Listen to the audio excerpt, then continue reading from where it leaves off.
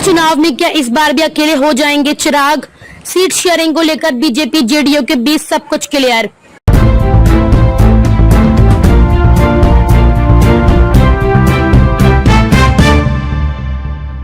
पांच साल पुरानी लोजपा नहीं रही, वह दो हिस्सों में बटी, लोजपा और रालोजपा। लोजपा के अध्यक्ष चिराग पासवान पार्टी के संस्थापक स्वर्गीय रामविलास पासवान के पुत्र हैं।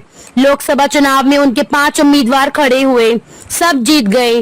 रालोजपा के अध्यक्ष पशुपति कुमार पारस लोकसभा चुनाव से अलग रहे। बाद के दिनों में उन्होंने एनडीए से नाता भी तोड़ लिया।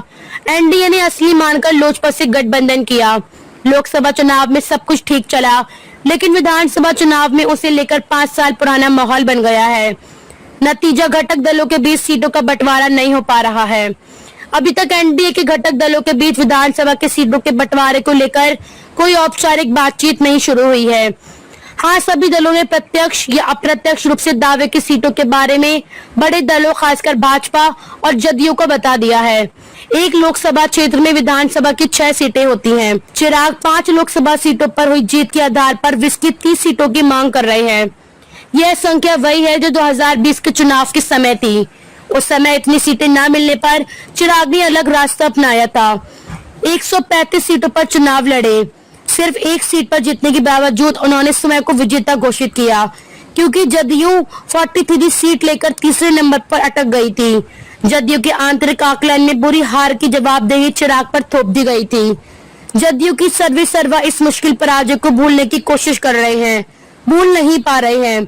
2020 में भाजपा को 121 और जदयू को 222 सीटें मिली थी। भाजपा ने अपने कोटे से 11 सीटें उस समय की सहयोगी विकासशील इंसान पार्टी को दी थी। जदयू कोटे से 7 सीटें हिंदुस्तानी अवाम मोर्चा को मिली थी। अभी वीआईपी एनडीए में नहीं है।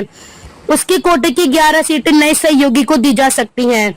लोजपा के अलावा उपेंद्र कुशवाहा की पार्टी राष्ट्रीय लोक मोर्चा नए हिस्सेदार है। उधर जदयू 2020 की संख्या पर अड़ा हुआ है।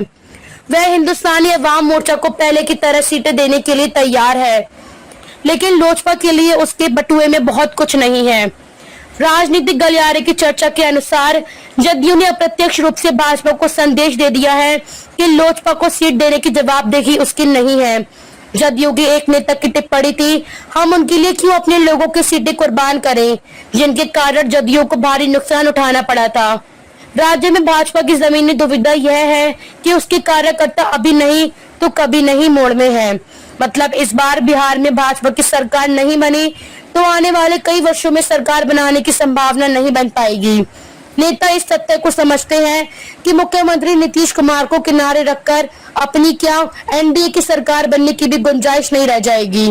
इसलिए नेतृत्व वर्ग किसी भी हालात में नीतीश कुमार को अप्रसन्न नहीं करना चाहता है। खासकर चिराग को प्रसन्न करने के लिए भाजपा नीतीश कुमार को दुखी नहीं कर सकती है।